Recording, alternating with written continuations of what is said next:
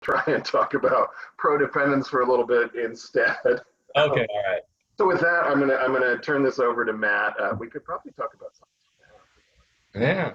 something. Okay, so I've been thinking a bit like um, on some of what I wanted to talk about today, and it's tough. Like I started thinking about what I really want to jump in and share, and my concern was depending on where everybody's at in recovery. Like if you're uh, like recently had disclosure. What I'm about to share may not sound super fun, but one thing I really push my couples to do, and I don't think I've talked about this, maybe I have, is we want to try and create rituals with each other. And one of the things, and I think sometimes people come in and when I push them to do this, it sounds almost like, well, I could have read that in a book, right? But when I find couples that are struggling the most, they're not finding any ways to connect. They're not doing rituals together. Or if they have a ritual, it's like we watch TV together, we watch a show on Netflix. And unfortunately, that type of a ritual isn't going to bring the connection that you're looking for. And so it can be like I encourage couples like go on a date once a week and make it uh, where there's no heavy recovery talk. We just try and go do something fun together and put all of your date ideas into an envelope and draw out of the envelope and just go do something random. Now I get it's kind of hard. It's tough to get around in COVID times. I didn't talk about this last time, did I, Scott? Okay, good. Uh, it's tough to get around in COVID times because what are we going to go do? Well, depending on the weather, try and find some type of activity you can go do and spend time together, getting to know each other. There's a there's a card game. I should probably post a link, but there's a card game on uh, on Amazon. I think it's called but it's not really even a card game. It's like a therapy thing that you basically start asking each other a bunch of questions, almost like, would you rather be a superhero that can fly or a superhero that can heal people, right? Like whatever. Um, and mix it up and do some things together to just spend time and enjoy time with each other, but create a ritual out of it. So every week, that's coming up. Now, I almost said every week you're looking forward to it. And if you guys are in a rough place, you might say, I don't look forward to spending time with them, right? Because when we're in a rough place, it's hard spending time with somebody who we want to connect to, who we want to love us. And if we're struggling to feel loved or struggling to know how to love them, that can be very difficult. But it's important to create the ritual so that over time, we have the opportunity to gain connection that way. I can talk more about different ideas that can be helpful. Not long ago, my daughter, who is of dating age, said to me, Dad, I want date ideas. And we sat down and came up with like 81. And all of them, I was like, oh, my wife and I could do any of these. It was a lot of fun. But, and so creating rituals and having something to look forward to is really good. Now I'm going to take that a little bit further. So the other thing is like every day, doing check-ins every day, I think can be really important. And depending on what you guys have heard, there's lots of different ways to do check-ins. You can do a check-in every day that is, how are you feeling physically? How are you feeling emotionally? How are you feeling relationally? How are you feeling spiritually? How are you feeling sexually, right? These would be appropriate questions for a couple to ask each other. That might get some conversation going, or it might actually cause somebody to shut down. It's a great opportunity to ask, hey, it looks like you're shutting down. What's going on? Are is there any way I can show up for you? But creating a ritual every day about connecting and being curious with each other can be a great way to just know that we have this thing that we do together. Now, early in recovery, it can be a little bit rough. It's like, it's time to do our check-in, and oftentimes the partner who's trying to connect feels like they're the one dragging the other person to do connection. And the person who's struggling with addiction is like, you're just trying to check up on me. So getting into a place where it's, hey, I'm asking you, I'm sharing with you how I feel. I'd like to know where you're at, just to create connection through a ritual that way, I think is pretty important. Now, going even further, I think it's important for couples to have something they're looking forward to. So let's say right now you're in a really rough place in recovery. A lot of times, and I don't think I have any research on this, but my couples will come in and they're like, well, we're not sure, we might want to get a divorce, or an individual will say, I might want a divorce. And I will often tell somebody, hey, give it a year in recovery, do a solid year of recovery, and then see if you can, whatever decision you can make it from a place of peace, not a place of anger or resentment. And so don't make any major decisions early on when you have a lot of emotional intensity. You want to be able to make something like that in peace. But I digress just a little bit. So no matter where you're at, plan something that says, hey, in 6 months, we are going to take a trip to wherever, right? Like you guys want to go see Stonehenge, because who doesn't, right? That's an exciting place. I'm mostly kidding, but it may be. I've never been. So you guys decide we're going to go see that, right? Make a trip, have something, or hey, we're going to spend a weekend away without the kids. Whatever it might be, come up with something 6 months from now, a year from now, that you're excited for, that you're looking forward to. That way, everyday life isn't just survival. You have this thing that you're saving for or preparing for, and you're working towards together, so that it's about knowing we have future plans and goals with each other. So I think that can be really important for a relationship as well. So there's just a few ideas why I think rituals are important, and then those little future goals that you put out there to achieve together. So what do you got, Scott? Thanks, Matt. I just want to say that Stonehenge is a little like the Grand Canyon. It's really cool for about 3 minutes. And then you say, well, I've seen it. I'm done now. What's next? What are we doing for lunch? Unless hiking to the bottom is part of it. Yeah, no, that's not my idea of a good time. Oh my goodness, that's the best. My father did that down and up for his 70th birthday, and he tried to get me to go with him, and I just said, you are out of your mind, old man. So, oh yeah. I do have a quick question, and we've got some questions to go to. But when you have these rituals and they're on your schedule, what if you find yourself dreading them, or you just don't want to do it today? Or do you still keep that appointment, or do you postpone it? Do you talk? I mean, what do you do? At a minimum, I think it's important as a couple to talk about it and say, hey, how is this ritual working for us? Yeah. Is there another ritual we can do? Is there some, maybe I'm not ready to do dates every week, but we can do, we can plan for an hour on Friday night to play a card game together, right? I think it's important to, one, if I'm dreading it, I'm going to do everything I can to process that with a friend of mine. Hey, I really don't want to do this. I'm really dreading it. Can you help me explore what this is about? And I'm going to try to get to the bottom of it before I just go to my spouse and say, I'm done. I'm not doing this anymore. The other thing I'm going to do is I'm going to go to my spouse and talk. Hey, how are you feeling about this? I'm dreading it. Are you feeling something similar? What's going on for us? Can we work through it and perhaps change some dynamic that's happening between the two of us so that dread could be lessened, or we can work through whatever that barrier is. Okay. And I think, did that answer everything? Yeah, I mean, I think, it seems like it might be important to figure out why I'm dreading it. What about this thing that we scheduled scares the heck out of me, or whatever it is. For sure. And if I'm an addict, it's probably just having a conversation with you scares me at this point.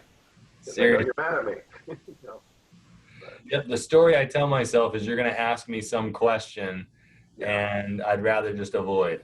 Absolutely. Yeah. I always like that phrasing too. The story that I tell myself is, Uh, um, because that is what it is. It's the story that I tell myself about what's going to happen. You know, I often dread things, even fun things, um, because I make up some reason it's not going to be fun, and then by the time we get to the day of the fun events, I don't want to go. Um, so go figure. that is a normal anxiety response. Yeah, Absolutely. I can I want to be invited to the party, but God, I don't want to go. You know. exactly. So I love that. yeah, I'm going to take our first question out of the chat feature. I know I always say I go to the Q&A feature first, but I like this one, so I'm going to go to our chat feature. I'm working on boundaries with my sex addict boyfriend, and he's not receptive to some of them, even when I try to explain that I need them to feel safe, so we can start working on a relationship. I'm not sure what to do. That is such a good question. Um, it's interesting because what I got curious about immediately, and I've talked about this quite a bit, but what I got curious about immediately is the concept of boundaries. And it's such a tough one if I haven't learned what boundaries are and how to ask for them.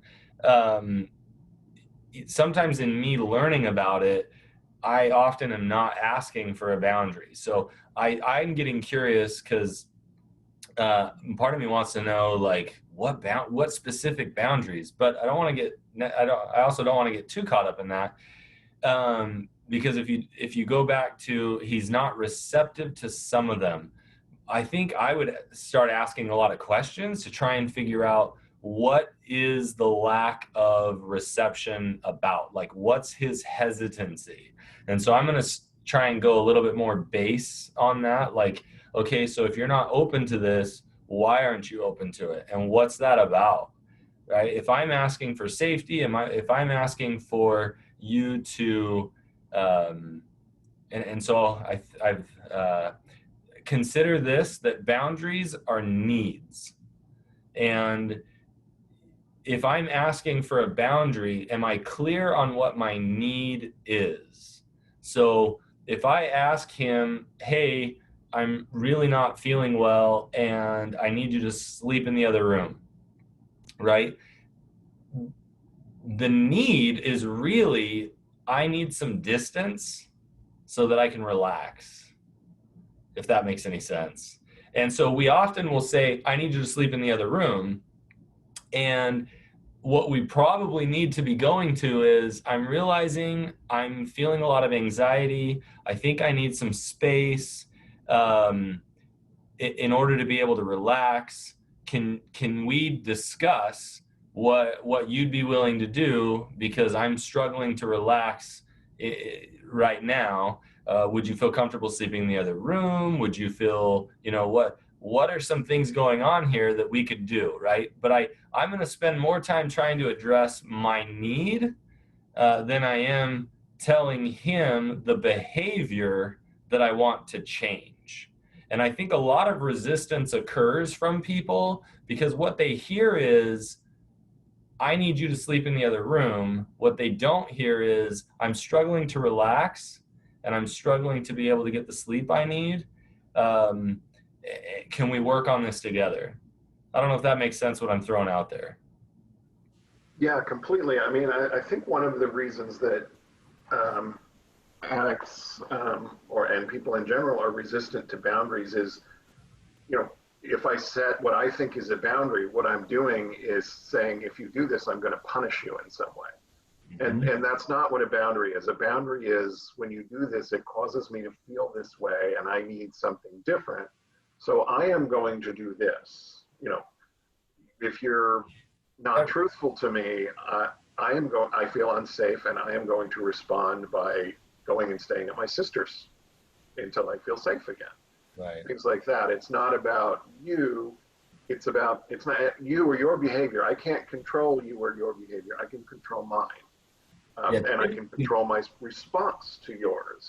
Yeah, typically a boundary, I think a lot of times, especially early on in recovery, as we're learning how to do this, we focus on, here's my boundary and here's the consequence. And I can't tell you how many times I've worked with a betrayed partner who has, let's say, discovered a slip behavior, or it was disclosed to, or whatever, and they said they feel terrible because they're like, well, I always said if this ever happened again, I would do this consequence. And they're like, and I don't know what to do. They actually will come to me like in a crisis. That doesn't feel right for me, but I said that I would do it, so I have to do it. And I try to slow them down and say, yeah, back when you were trying to figure out what the consequence to the boundary looked like, that might have been exactly what you needed. But maybe now that you're further in recovery, your need has changed. So you're to be able to express that to your partner and let them know that, hey, I've always said that this is what I needed if this ever happened, but I need to change it up a little bit because what I'm feeling right now is this, right? We get so caught up in boundaries about the consequence rather than really focusing on the need that's happening for me. Now, ultimately, in this case, if you have somebody who's unwilling, if I have somebody in my life who is unwilling to be receptive to my boundaries, and I've worked to try and express my needs and the only word that's coming to my head is negotiate, right?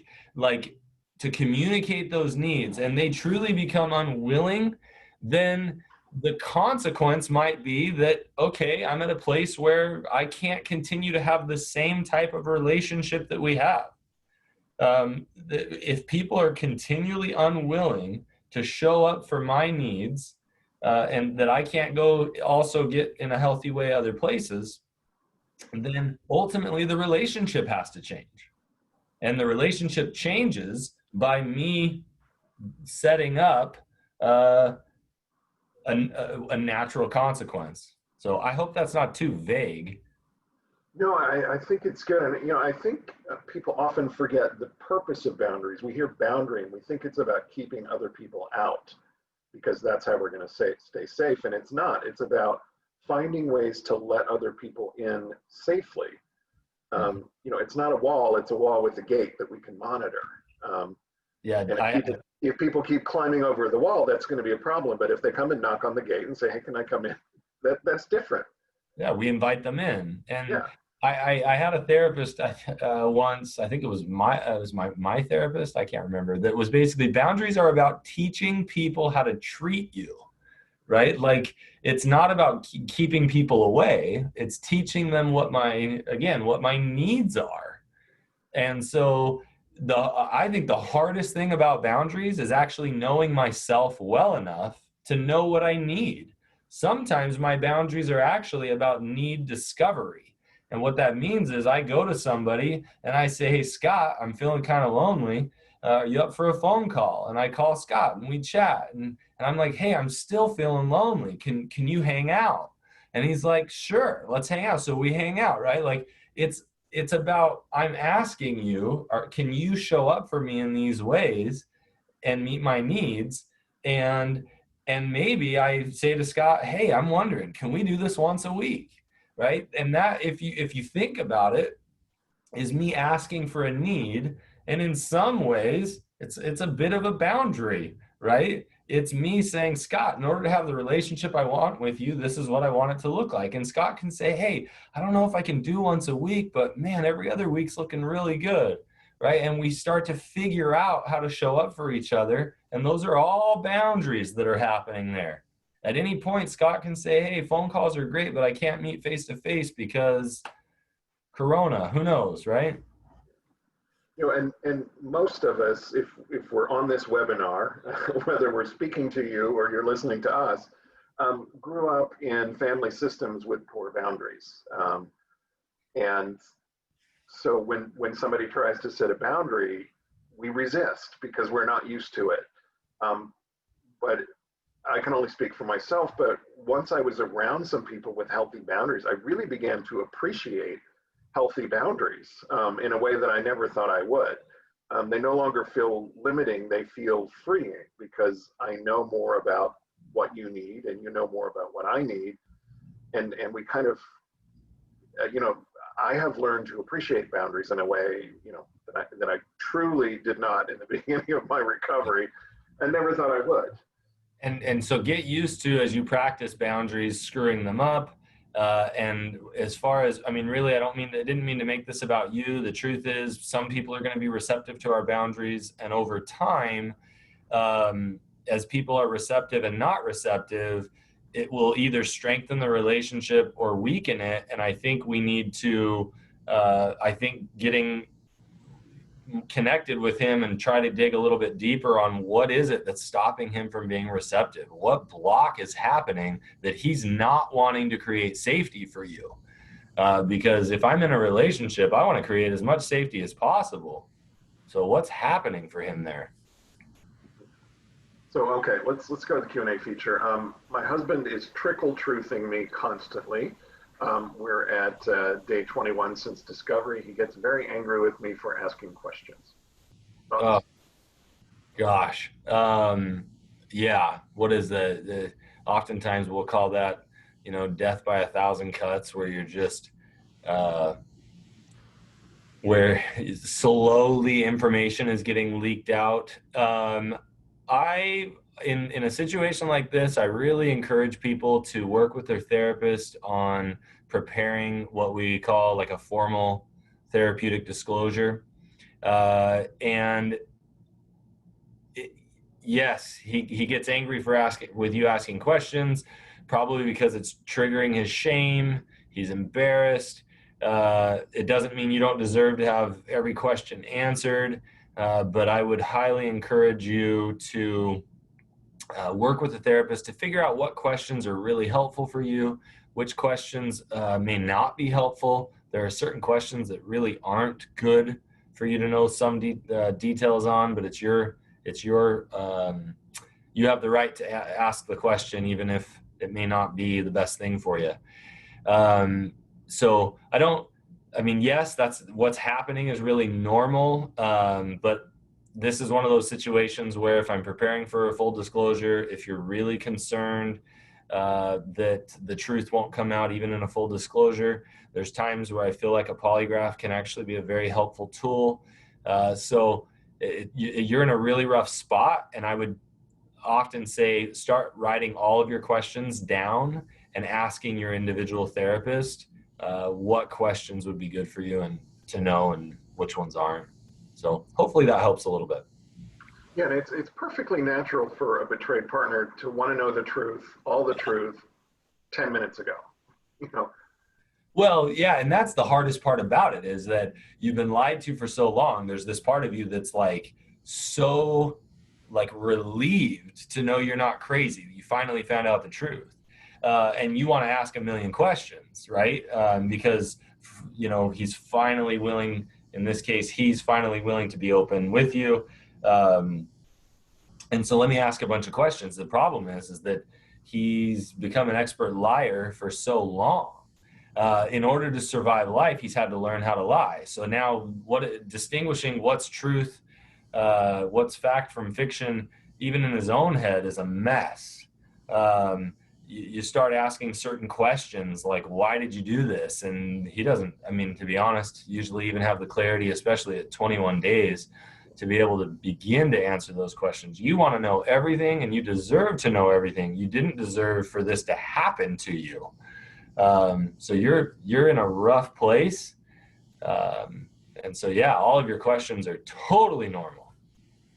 Yeah, and Matt, thank you for bringing up the fact that he's not capable of telling you the full truth right now. He just isn't, because he's still busy lying to himself, and he's got to get clear in his own head what the truth is before he can even hope to tell it to you. I always worry, because what you said is right. I always worry because I'll have a partner that'll say, well, that's no excuse. And really, what I typically say back is, you're right. There is no excuse. There is no good reason. You don't deserve to be lied to. This should have never happened. You didn't get into the marriage expecting this, or the relationship expecting this to occur. But the problem is, you're working with an individual who does not have this skill set. It is literally a deficit that they do not have. And for those of us who are able and we have this skill set, to us, we're healthy. So there's no excuse. You know, integrity is important. Integrity is what is the foundation of a relationship. So it feels so ridiculous to us. It's like asking a blind person what the color blue is like. You can't explain that, right? And so this person, I don't know if that's the best analogy, but this person who you want to be honest, like, doesn't know how, and therapy is going to be really good in teaching this person how to be honest with themselves and others. And just out of curiosity, how long does it typically take Oh gosh. for a husband living in denial to get out of the denial enough to give a proper disclosure? And I know that everybody's completely different. Yeah.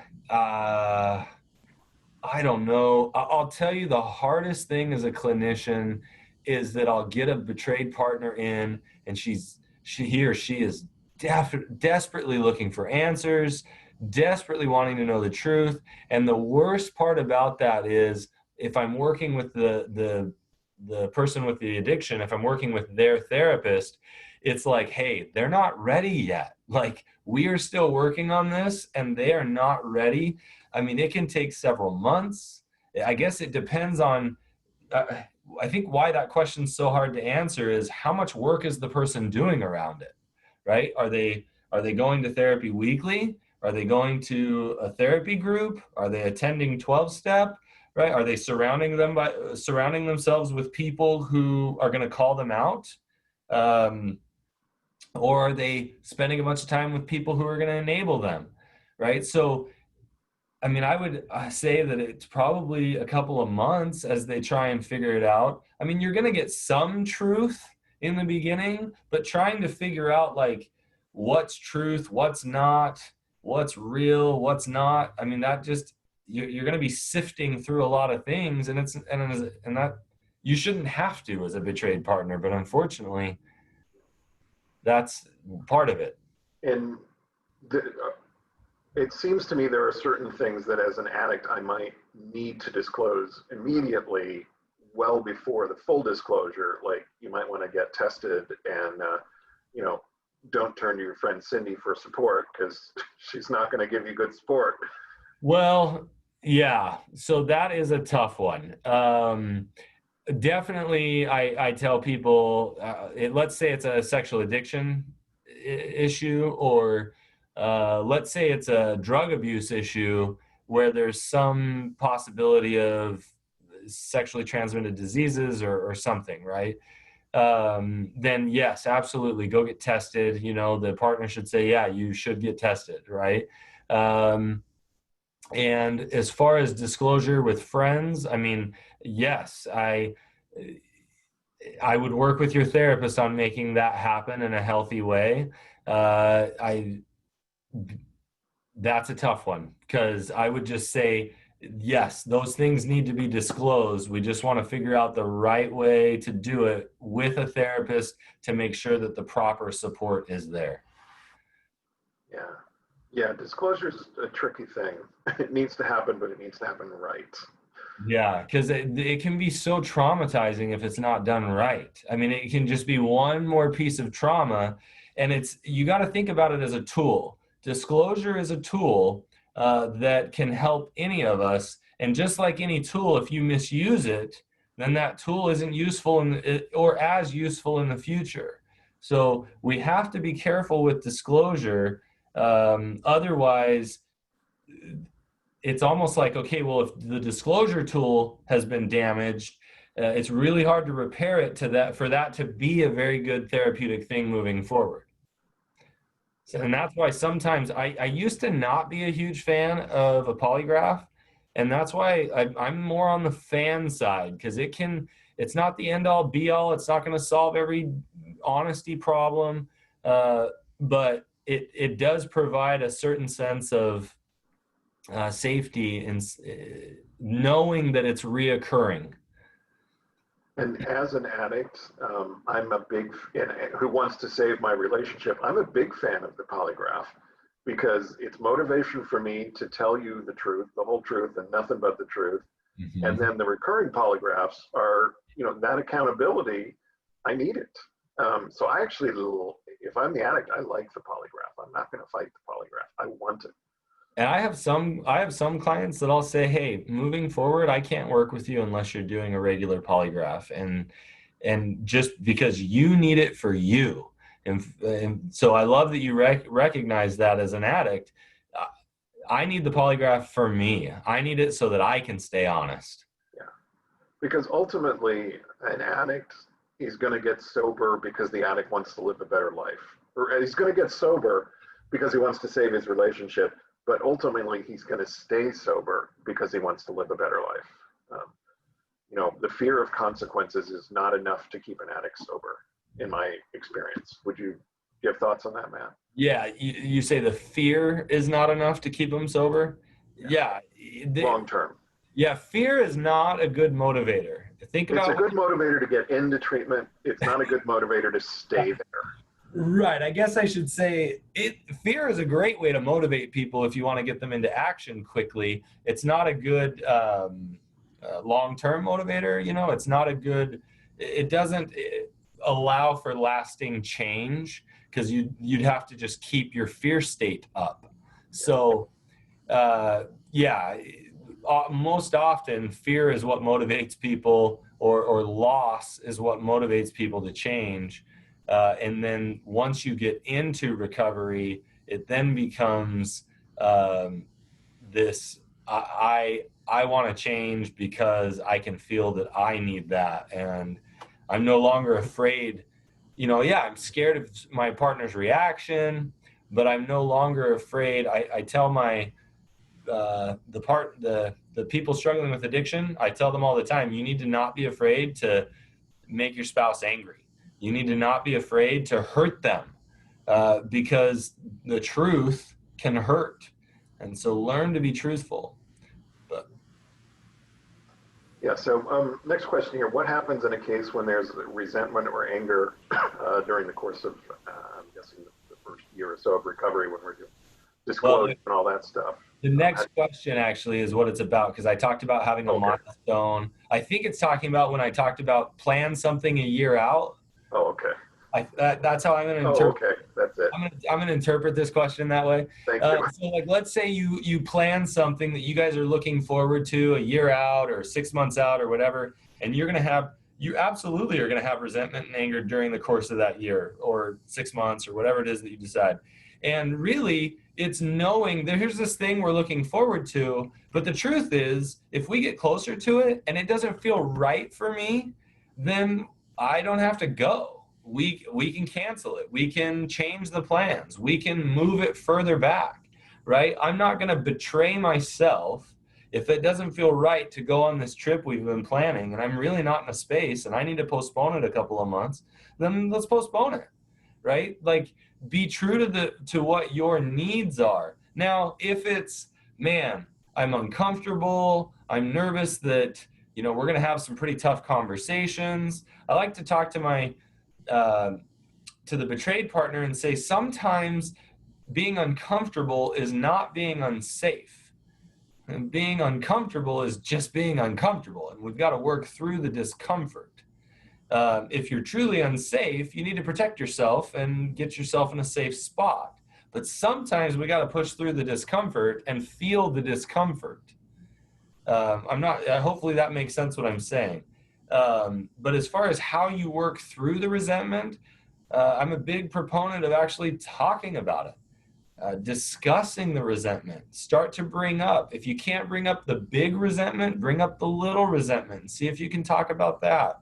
If you have anger coming up, a lot of times I tell people that anger is a sign that you have lost something or that somebody has taken something from you. And so talk about what you've lost. Talk about what's been taken from you. That helps to reduce anger. Anger is also something that comes up when we need to protect ourselves. And so we might want to explore, if I've got anger coming up, what is it that I'm trying to protect? So working through that resentment and anger through the course of the year, trying to bring it present, trying to break it down in as small of chunks as possible, right? Don't take all of your resentment and put it on the table, right? Take a piece of it and hand it to them and ask them if they can hear about it and listen and see how they respond. I think that's the best way to try and work through and diffuse it at any point, whether you're working towards that milestone or not. Yeah. This next question is from a different person, but it's very much on the same topic. But I'm gonna turn it into a little different question that I'm gonna ask you to address, Matt. And I'm just gonna take the first sentence of this. So for the partner, isn't planning something like that for the future counterintuitive to detaching from the addict? And I want you to break down detaching from the addict. Okay. So, and whether that's a good thing or a bad thing or whatever. Yeah, it's interesting. I know, so I'm going to talk about it a little bit differently. Okay. The reality of it is that because they've struggled with an addiction, I think sometimes it's the way I like to phrase it is you're realizing what the attachment actually looks like. So as a betrayed partner, detaching from the addict sometimes is recognizing, oh, wow, we haven't had the attachment that I always thought we had. My partner has been attached to this addiction as well as trying to have attachment to me. And so sometimes the detachment is actually gaining a realization of what the attachment actually has been and how you've been potentially putting in a lot more attachment effort than they have.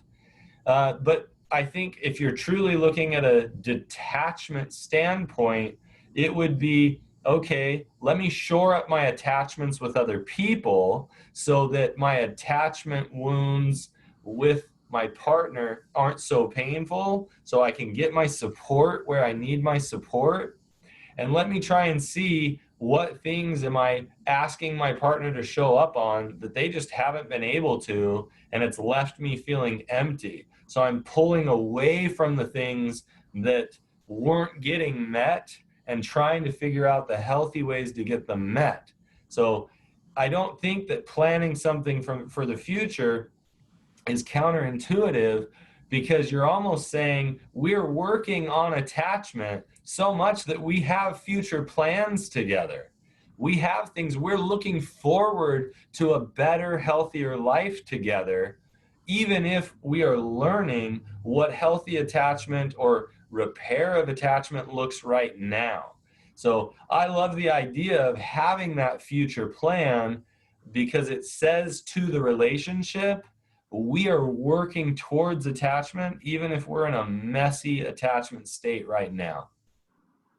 Yeah, and I wanted to point out that, what's counterintuitive to me is the thought that I need to detach from the addict. Well, what I want is to attach in a healthier way to the addict. Right, and that's really what I was trying to say. Perhaps I should have just said it shorter.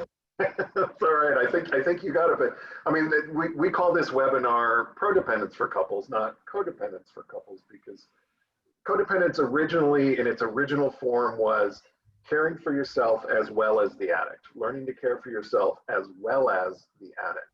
And somehow, pretty quickly, it became learning to care for yourself instead of the addict. And then they came up with detach with love. And, it's really hard for a parent or a spouse to detach from someone they love and want to help. Right. And they would get sort of blamed and shamed for that. And that's why Dr. Rob came up with Prodependence instead of Codependence, and why it resonates with Matt and Kim and other people, is because it doesn't blame you or shame you for still being in relationship with a troubled person. And it gives you some tools. It's basically the same work that you would do with codependence, a lot of it, the setting of the boundaries and things like that. But it gives you some tools to do that without blaming you and shaming you and encouraging you to walk away from somebody you love. Yeah, and that's part of why I say I like the idea of having this future thing that we're working towards, because the message in the relationship is we're working on healthy attachment. We're not working on detachment. Now, yes, it is important to realize, wow, this part of our relationship has a lot of festering wounds and grossness that I need to cut out, and then figure out how to get back in there eventually and heal that.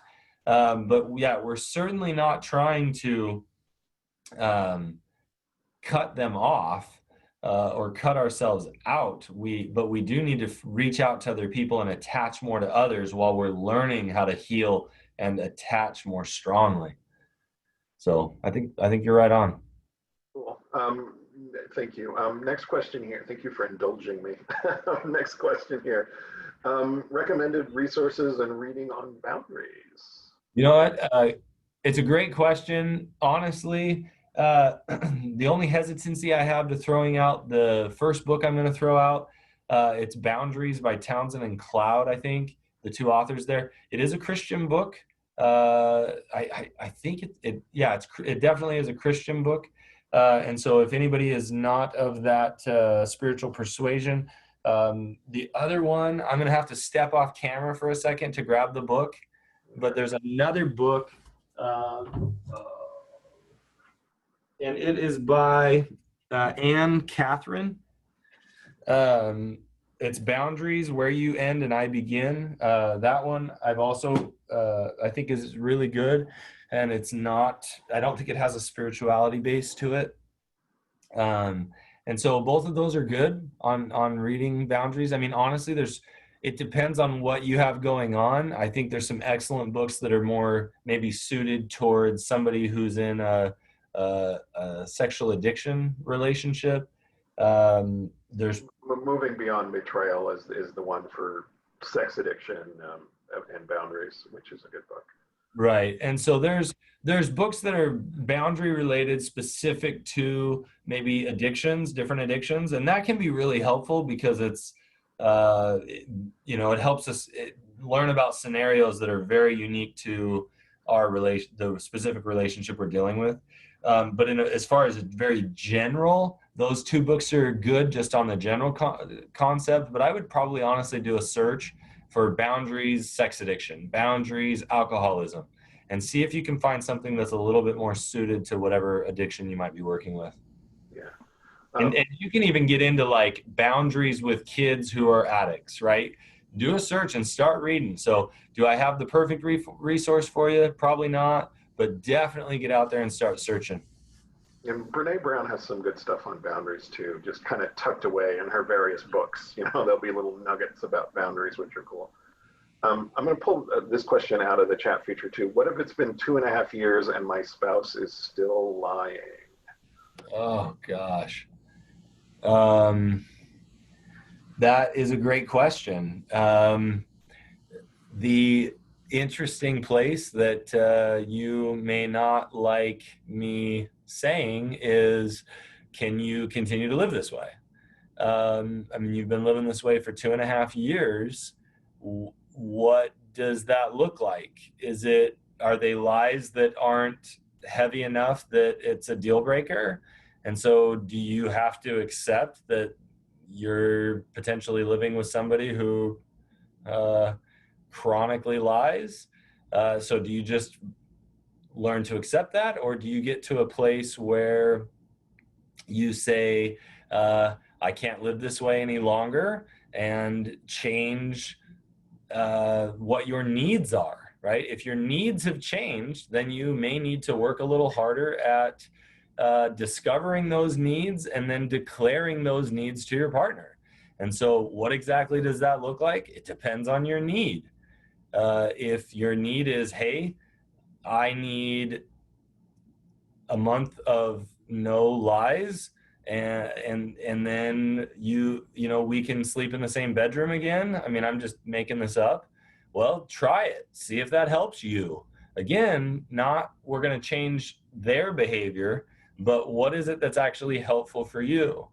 Eventually we get to a place where we either accept the person and realize that this is like their issue, and I'm not going to take it personal anymore, and I'm not going to let it ruin what we do have, or we get to a place where I can't live like this anymore. And obviously there's that middle ground of, well, I'm going to keep moving forward. I have hope, but eventually it's either the relationship, we settle into a place where we love the person and are able to live with the deficiencies they have, or we move on from the relationship. I don't want to make that too simple because it's terribly complicated, but hopefully that answers it a little bit. Yeah, and what I was thinking was, what are your bottom lines to stay in this relationship? What do you need to stay in, and what can you not put up with? What's the deal breaker? Where's the line? The hardest thing about that question, because you're absolutely right, but the hardest thing about that question is it's usually the things that happen in our relationship aren't the deal breakers, if that makes any sense. Like, it's the little stuff that isn't quite to the deal breakers that causes us a lot of turmoil, because then it like erodes our hope. And then we're like, well, shoot, can I wait around? I mean, what if he never hits my deal breaker, but he's lying and it's 5 years now instead of 2.5, right? So the strange part is sometimes I don't think it comes down as much to what's my deal breaker, or rather how much can I put up with, which I guess would be your deal breaker, to finally at peace with being done and moving on in the relationship.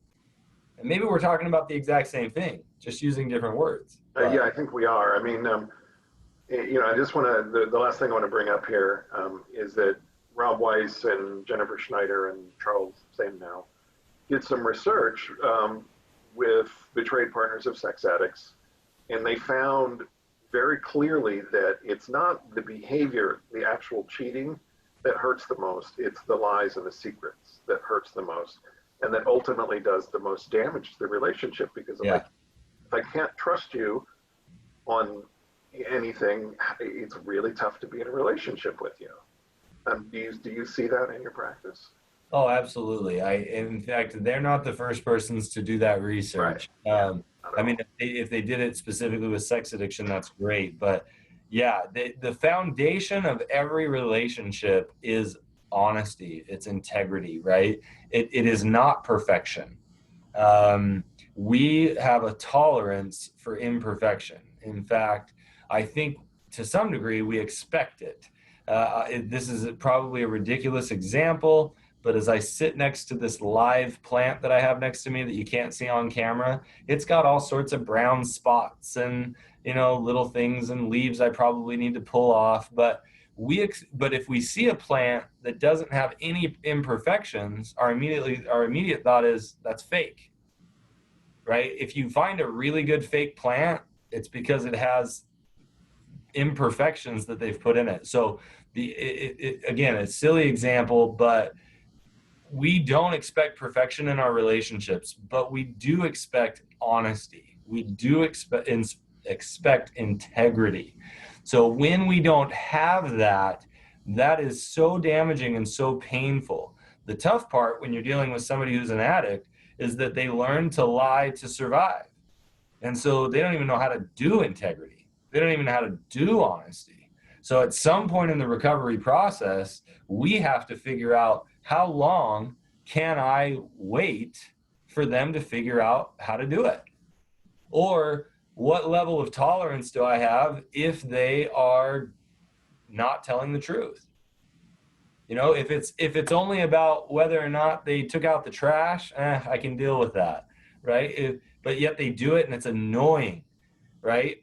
But if it's about whether they had a slip or not, well, I don't know. I don't know if I can handle that. So you may not get rid of the lying altogether, but hopefully it gets to a point where it's just over insignificant stuff. Was that too much? No, I think, we expect perfection sometimes, and we're always disappointed when we do. But yeah, we should be able to expect that I can trust my partner. Um, Well, yeah, that's to at least 99%. On the big stuff, I ought to be able to trust you. right. I don't know, for me, and I think Yeah, it's different. you're right on, Scott. It's right on. And so every partner out there who feels crazy because you expected trust and honesty, that is a very valid feeling that you're having. And waiting while they learn how to do that is so painful. Yeah, and the longer you wait, yeah, The 2.5 more, years, and 5 years, 10 years, how long, whatever. Let's go to the next one here. My husband has a sex and porn addiction, and D-Day was 11 months ago. He's been working with the CSAP. I'm glad to hear that. I'm really struggling right now to respect him. Do you have any tips for how to speak to him in an affirming and accepting way? That's a very loving question. Thank you it for is. that. Yeah. Um, so one of the things I've talked about in the past is um, using something what I call gracious assumptions. I think that's a Brene Brown term, but when we are dealing with our partner or anybody else for that matter, if we use a gracious assumption, we are looking for the positive, or it's not even the positive. We're looking for the attachment attempt that's going on. So if I go to my partner, for instance, and I say to my partner, I'm so angry that you aren't hearing me, right?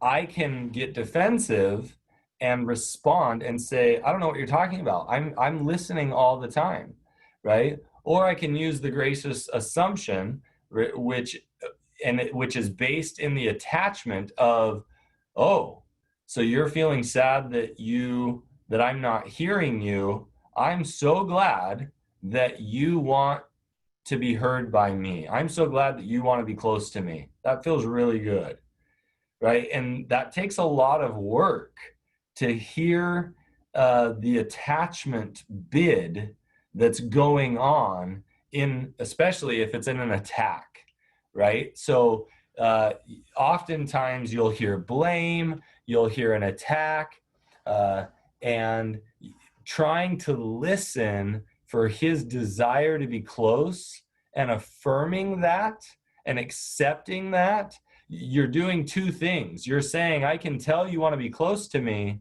And you're also saying, I'm not going to take that personal. This is your stuff. And I'm here for you while we work through it together.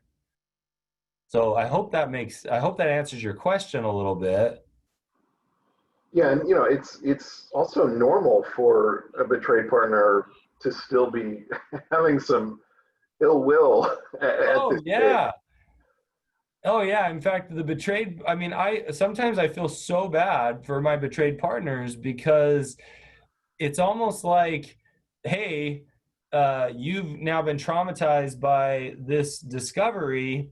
And by the way, it's going to take a while for your addicted spouse to finally be able to tell you the truth and to be able to hold your pain and be empathetic with you and to learn accountability. But hang in there, right? Well, I mean, And then the cheating partner, once he starts to get well, he expects the betrayed partner to be okay like that. right. Rather than, hey, now that I'm feeling better, right? Which obviously there's no like day where I'm feeling better, but now that I'm starting to get healthy, it's time we address your wounds because, right? Like that takes a lot of work on the spouse with the addiction, but the truth is it's what needs to happen, right? And unfortunately, it feels like it takes way too long.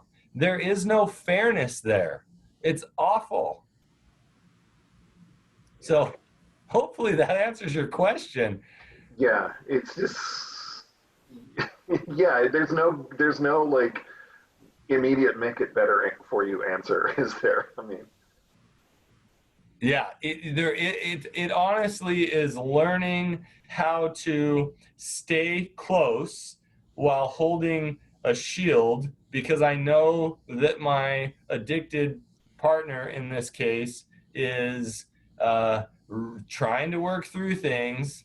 And so I'm not going to take it on when they're spewing their pain or shame onto me. But boy, that takes a lot of work. And it really, I can't go back to it enough, requires you to have a really good support system in place. And for you to be working your dailies, very important there. Yeah. Okay, let's do one more quick one and then we'll log off. My husband criticizes me and is irritated often. He's the one who's the sex addict. What do I do? If I stop talking, I'm the bad one. Yeah. So unfortunately, again, this totally plays into what we've been talking about here. And I would say there's a couple of ways you could approach this. You could stop, and this is honestly one of my favorite ways. Hey, what I hear you criticizing me, and it sounds like you're irritated. Is that the message you're trying to send to me? Right? So I just point out what I'm observing, and then I ask them, is this what you're trying to do? So I'm not going to respond until I understand what's happening. Because me responding most likely is going to be defensive.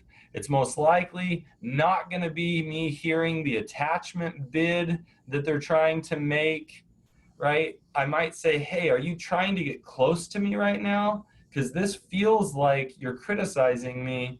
And so I'm really not sure what you're doing here. Can you explain it to me? Right? That's the approach that I take. It even happens in therapy sessions with clients. They'll say something to me and I'll stop and I'll say, you know what, I'm confused. Can you help me understand what is happening or what you're saying? Right? It's all I'm doing is stopping, being present in the moment, and then asking them what they're after, what they're trying to explain. I might even tell them, like I said, are you trying to criticize me? Is that what's happening? And usually at that point, people are like, no. And it's like, okay, well then what is it? What's really going on then? Yeah, and I've said to people, it sounds like you're angry with me. Are you angry with me? If so, can you tell me why? Because I'm not sure. And, it works. It really works. It's an amazing tool. It's an amazing tool because if you stop talking, it looks at that point like you're indifferent, you don't care. And the truth is, in that moment, you might be indifferent, you may not care, right? Or you might be hurt or angry or whatever. But if you stop talking, the attempt for attachment ends. And you're thinking, well, it didn't feel like an attempt for attachment. It felt like pain, right? So of course I'm going to stop talking. So what we want to do is rather than stop talking, I'm not going to engage in this the way you're engaging. I'm not going to let this cycle continue. So instead, I'm just going to stop and ask you, what's happening right now? What are you feeling? And you got to be careful. I don't know that I jump in. What are you feeling right now? Because you don't want to be the therapist, but saying to them, hey, I feel like you're criticizing me. Is that what you're trying to do? Then I'm not stopping talking. I'm interested to hear what you have to say. Yeah, I love that technique. So we're out of time, everybody. We're going to have to log off. Matt and I will be back in 2 weeks. We look forward to seeing you. Thank you for all the great questions. Thank you for being here. Matt, any final thoughts? No, you guys keep it up. I look forward to seeing you guys in a couple of weeks and write down your questions. We'll see you then. See you, everybody.